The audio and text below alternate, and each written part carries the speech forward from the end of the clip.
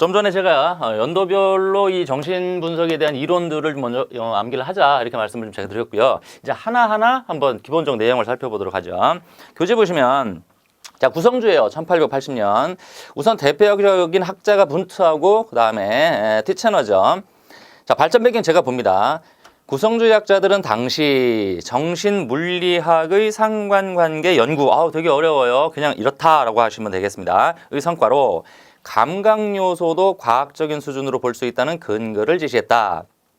자, 티체너는 분트의 제자로 미국으로 건너와 구성주의 심리학을 뭐했다? 창시했다. 자, 구성주의 심리학의 창시자 누구? 그죠? 티체너 기억하셔야 되겠죠. 체크해 두시고요. 자, 개념만 봅니다. 인간의 의식이 무엇으로 이루어졌는가 하는 의식의 요소에 관심을 뒀다 그랬어요. 그러니까 구성이에요. 인간의 의식이 뭘로 구성되어 있느냐. 다분히 물리학적 요소가 강해요. 어떤 물질로 돼 있지? 이렇게 생각하시면 쉽죠. 자, 인간의 의식은 감각, 심상, 감정으로 이루어졌더라. 의식의 요소를 살펴보는 방법 중 감각은 수량화가 가능하지만 심상과 감정, 즉 정서는 수량화가 불가능하기 때문에 당시의 학자들은 내상법을 통해 심상과 감정을 알고자 했다. 내상법이 뭡니까? 밑에 설명이 붙어 있어요. 제가 보죠. 자, 내성법은 자, 구성주의 학자들이 인간의 심상과 정서를 이루는 요소를 살펴보기 위해 제시한 방법이다. 내성법으로 의식의 요소를 알아보는 방법은 조용한 상태를 형성한 뒤 자기 자신을 깊게 관찰한 후 자신의 입으로 스스로 상태를 보고하게 하는 방법이다. 가만히 있다가 내 상태가 저는 이래요 라고 얘기하는 걸 내성법이라고 한다. 그렇다 하고 가볍게 지나갑니다. 자, 거기 옆에 보시면 자, 이 분트에 대한 설명이 있습니다. 여러분 여기 읽어보시면 됩니다. 이런 학자다 보시면 되고요.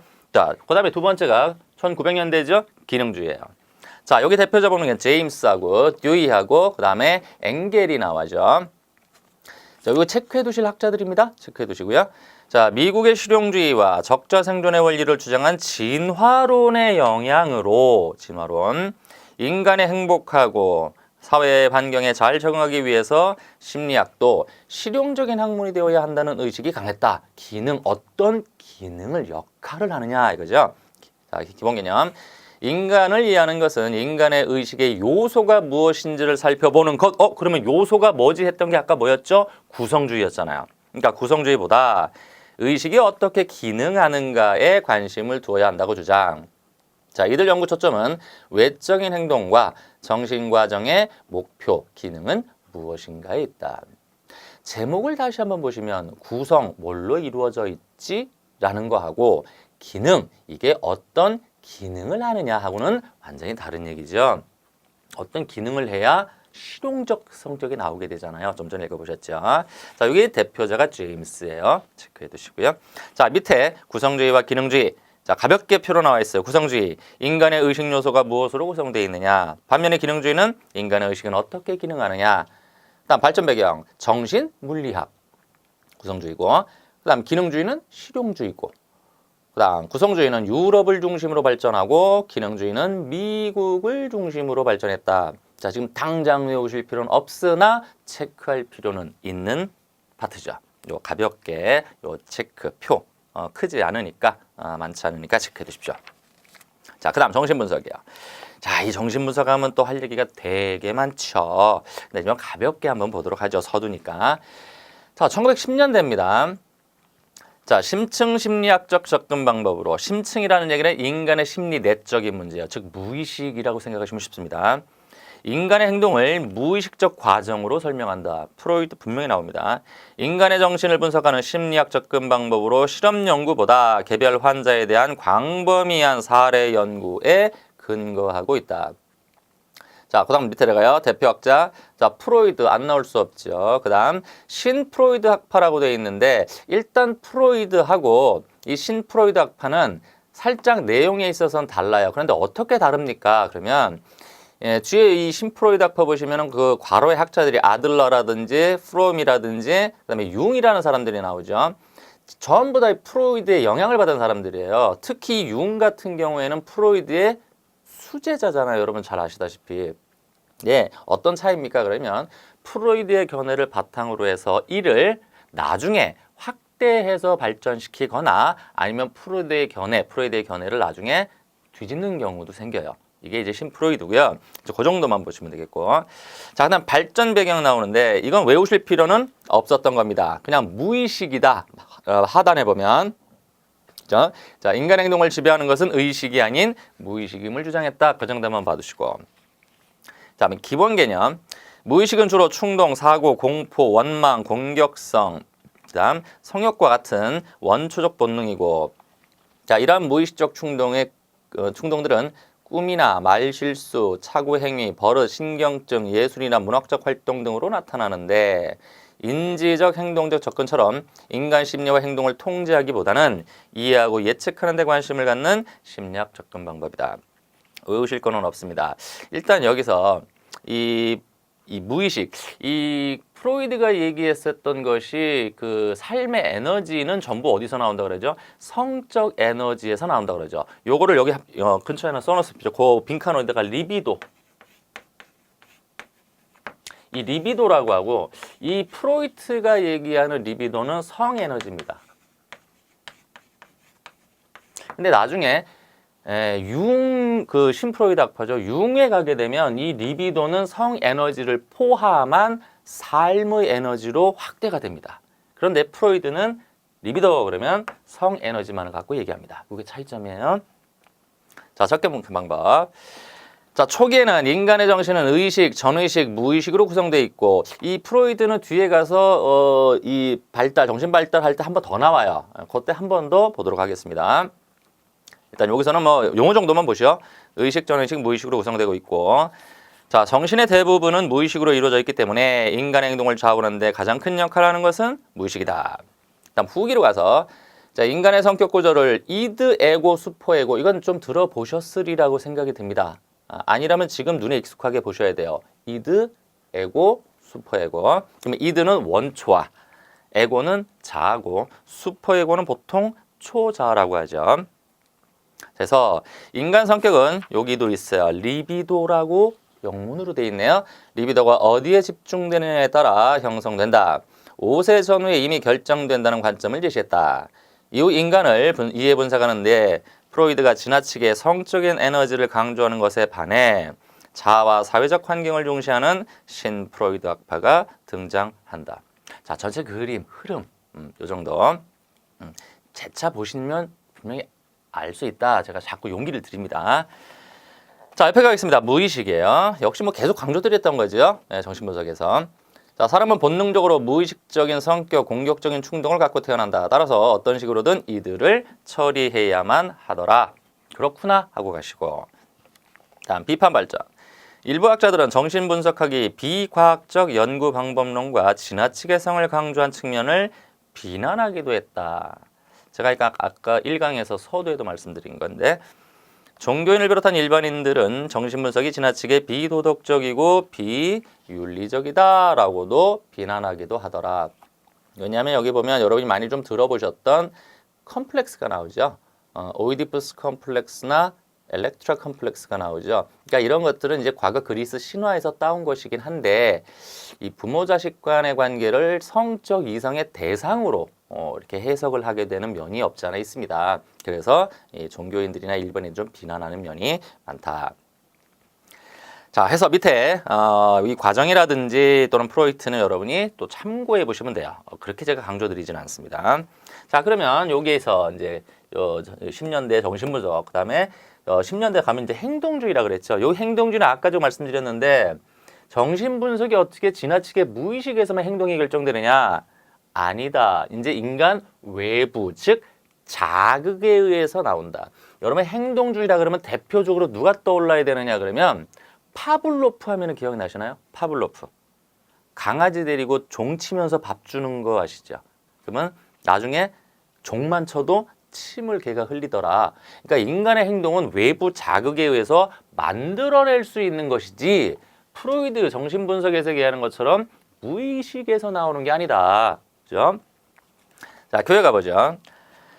자, 행동적 접근은 학습론적 방법으로 인간을 이해함에 있어 측정 관찰할 수 있는 행동을 연구 대상으로 삼아 인간의 행동이나 성격은 자유의지에 의한 선택이 아니라 과거 부모를 비롯한 모든 환경 자극, 외부 자극이에요.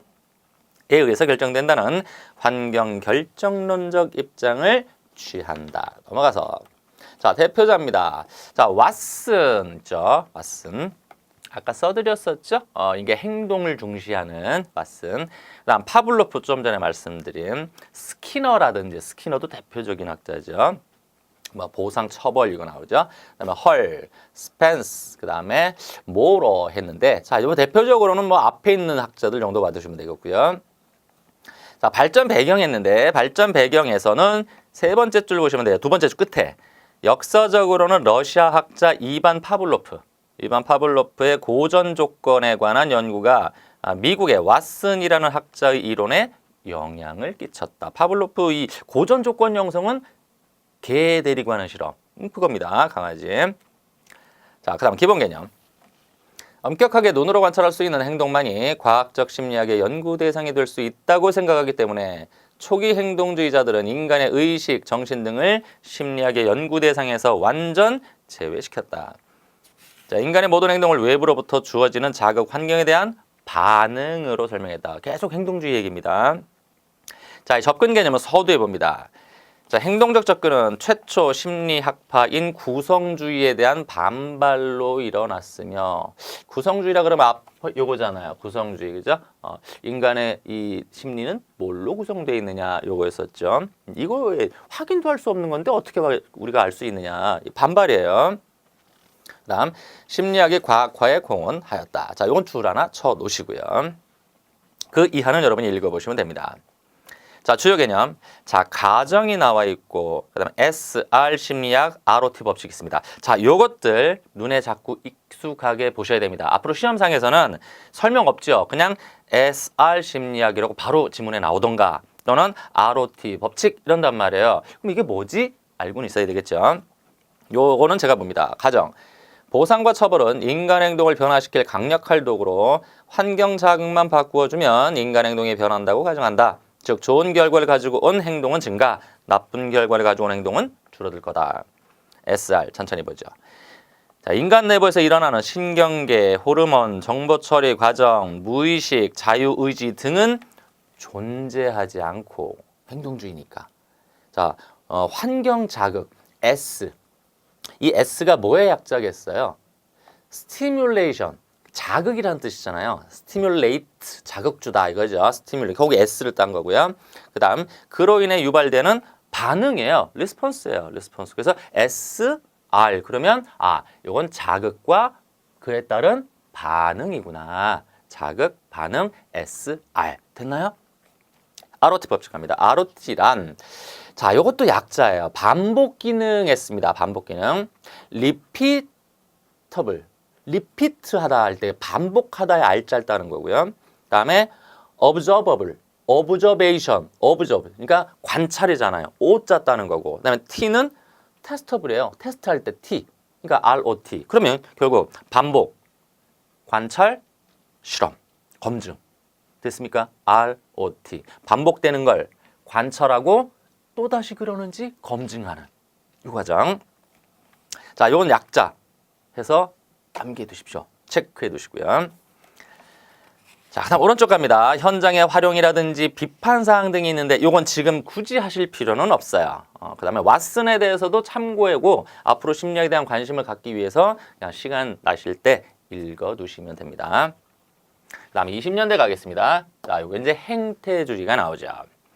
이 행태주의도 여러분이 알고 계셔야 할 용어가 하나 나오거든요. 자, 개요 가겠습니다. 1920년경에 행동주의가 미국에서 인기를 얻기 시작했던 바로 그 무렵에 독일에서 게슈탈트 심리학이라고 있죠. 요거 여러분 잘 기억해 두셔야 됩니다.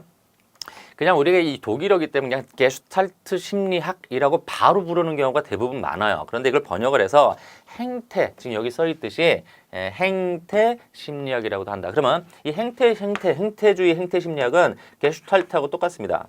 같은 걸로 보셔야 돼요. 자, 그러면 게슈탈트 나오면 독일에서 20년대다 이거죠. 이게 독일이에요. 독일입니다. 자, 그렇구나. 근데 이게 뭐지? 할 수 있습니다. 이게 뭔가? 자, 대표학자는 당연히 여기 나와 있습니다. 독일 사람들이죠. 그죠? 여기 보니까 베르트마이어, 그죠? 베르트하이머네요. 베르트하이머하고 쾰러라든지 코프카, 그다음에 르윈 이런 사람들입니다. 대표적인 사람이 베르트하이머예요. 베르트하이머. 거기 밑에 있습니다. 자, 배경 한번 보죠. 자, 이전의 심리학이 인간을 이해함에 있어 인간의 정신을 지나치게 요소, 그다음에 요소 이렇게 분석을 했다 이거죠. 이에 반대하고 인간은 전체적으로 이해돼야 한다. 전체적으로 이해한다. 개념. 행태주의는 경험적이고 현상주의적이며 전체주의적이다. 아, 말이 어려워요. 그렇죠? 계속 보죠. 인간의 심리적 경험은 통일된 전체일 때 유의미해지는 것이지 추상적인 요소의 무의미한 결합에 의해 형성되는 것이 아니며 또한 분석이 가능하다고 하더라도 그것은 2차적인 문제이다. 전체는 부분의 합 이상이다. 이러한 행태주의 심리학은 2차 세계대전을 인하여 다른 학파처럼 더 이상 발전하지 못하고 후에 인지심리학에 영향을 끼치게 된다. 여러분이 행태주의는 말은 행태주의고 게슈탈트라는 말을 용어를 되게 어렵게 씁니다. 되게 어렵게 쓰는데요. 두 가지만 기억을 하시면 됩니다. 이 게슈탈트 심리학 요거는 두 가지는